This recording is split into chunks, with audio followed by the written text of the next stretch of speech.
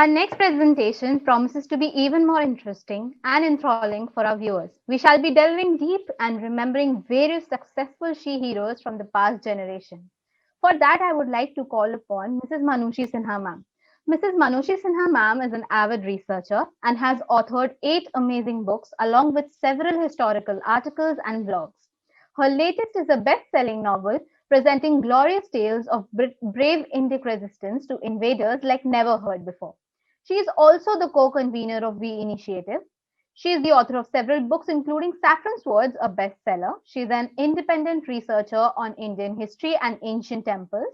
She is the founder of myindiamyglory.com, an e-magazine that presents about Bharat from ancient to present with special focus on history and heritage. Welcome, ma'am. It's an honor to have you here. I would like to welcome you with open hearts and our folded hands. Yeah, thanks a lot for the lovely introduction.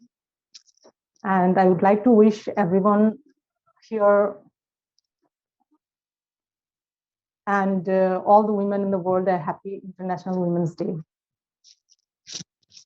And I think every day is a Women's Day. And today we are celebrating specifically to celebrate womanhood. But in the historical term, when we speak about women empowerment or man empowerment, there is nothing like man-centric or women-centric. There has been gender equality in civilizations across the world, including India. So in the Indian context, women enjoyed equal privileges alongside with men in various fields of life, including politics, administration, literature, battles, art, literature, and the list goes on. And the legacy continues till today and will continue till eternity. And today we see so many women in responsible positions, in top positions in various corporate sector, in administration, in politics, in bureaucracy, in science, and whatnot. So I would like to say every day is a Women's Day.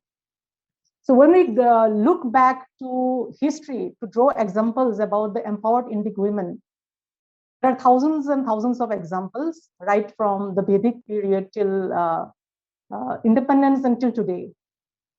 When we speak about the Vedic period, it dates back to around 17,500 years ago. This is according to the book Chronology of India by Vedbir Arya. And when we go by excavations, archaeological excavations, when we look for proofs according to archaeological excavations, recently a series in Discovery Channel has gone viral. Everyone is speaking about this. It is about the Sinoli war chariot. The Sinoli is a site in Uttar Pradesh where excavations took place a few years ago, and it is continuing. And excavators, researchers, they have found war chariots, and they also found shields and swords used by warrior women. And these artifacts, the shields and swords used by women, equally like men, these artifacts date back to at least 4,500 to 5,000 years. So we have archaeological evidences also in India that proves that the women were empowered even in battles. They fought like men in the battlefield. And according to various literary records during the Vedic period, that is, say, around 17,500 years ago to say for the next 4,000 to 5,000 years, there was a warrior called Visphala. She subjugated many enemies in battle, and she used to lead from the front. And in one of the battles, she lost one of her legs. We today we know about prosthesis, but this was there in this was practiced in ancient India as well. We all know Shushruta, Charaka. Shushruta was like today, Sushruta is known as the first surgeon in the world. He brought a revolution in cataract surgery, plastic surgery, and various other surgeries.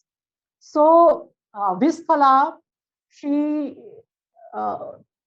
was fitted with a artificial leg, and with using that artificial leg, she continued with her battlefield exploits, and she led many more battles to victory. So this is again about the Indic empowered women from ancient India around, say, 15,000 years ago. So if we take the timeline of the Vedic period from 17,500 to say 12,000 years ago.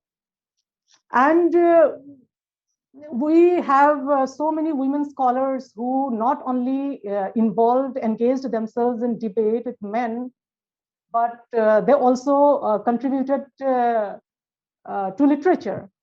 Many of us have heard about Gargi and Maitreyi, the Rishikas of ancient India during the Vedic period, who contributed verses in the Vedas. So many of the verses in the Vedas are attributed to women Rishikas. So they were scholars. And many of our ancient records and Puranas, there is a book called Amar Kosh written during the Gupta period. This book and various other literary records mention how women were professors and teachers in educational institutions and the ancient universities and the forest universities and gurukuls and in ancient universities like Takshashila, Nalanda, etc. So if we again consider about the Indic empowered women during the Ramayana period, so we will draw one example each from each particular period so that within the given time slot, we can conclude. So if we draw examples from the Ramayana period, we all know who Kaikeyi is, the stepmother of Sri Ram. Kaikeyi, do you know Kaikeyi was a warrior? She was a battlefield warrior. She was the charioteer of Raja Dasharath. Whenever Raja Dasharath went to the battlefield or various battlefield exploits, Kaikeyi used to accompany him as the charioteer. And once it happened that Dasharath was fighting against Sambarasura in battle, Kaikeyi was the charioteer then. And suddenly one arrow from Sambarasura hit Dasarath's armor and pierced into his chest. Dasarath was badly wounded and he fell on the chariot itself. Then what did Kaikeyi do? It was her presence of mind and it was her warfare skills. It was because of her warfare skills and presence of mind that she immediately took a decision and without getting noticed by the enemy forces, she quickly took the chariot out of the battlefield and saved Dasarath's life on time. If Dasarath would not have been given medical attention very soon, then he would have been dead. So this is the reason why Dasarath believed in whatever Kaikeyi uttered. I mean, he respected whatever Kaikeyi said. And it was Kaikeyi who forced Sri Ram into exile. And Dasarath allowed it. So this is from the Ramayana period. When we speak about the Mahabharata period, we have Rani Satyavati. Rani Satyavati, she was the adopted daughter of a fisherman, but she rose to prominence, getting married to Shantanu, and she became a queen of the Kuru dynasty. And it was because of her decision that later the Mahabharata events took place, especially the Kauravas and the Pandavas were born, only because of the decision taken by Rani Satyavati. So we all, when we speak about women empowerment, there have been many narratives since the last several years, especially on social media and mainstream narratives, that women were not empowered in ancient and medieval India, and that there were low-caste women who did not enjoy any privilege. But when we speak about Rani Satyavati, who was the adopted daughter of a fisherman, her example is one of the best examples where a person from a fisherwoman could become a queen and take decisions and look after the administration of the Kuru kingdom. So there are many such examples from the ancient period. Coming to the medieval period, we have so many warriors who defended dharma, who saved dharma and the motherland. So we are the oldest surviving civilization in the world, dating back to thousands and thousands of years. But despite 1300 years of loot, plunder, barbarism by the invaders, the genocide, destruction of our cultural heritage sites, we as a civilization have survived, and we are carrying forward the legacy of our thousands of years old civilizational identity. So how is this possible? How has been this possible? It is all because of our warrior ancestors, right from the 8th century when the invasions took place till the independence period. Women and men equally took instrumental roles in serving as Satriyas, defending dharma and the motherland. They won victories, they fought till their last breath, and they regained back their kingdoms from the invaders. So despite 1300 years of the barbarism and genocide by the invaders, we as a civilization have survived. And this is because of our warrior ancestors from each and every walk of life. And I have written a book called The Saffron Swords. This book has 52 tales of valor of our warrior ancestors from each and every corner of Bharat, from the 8th century till 1947. So there will be many more volumes coming up. Volume 2 of Saffron Swords with another 52 tales of valor is nearing completion. And in volume 1, almost half of the tales of valor are on women.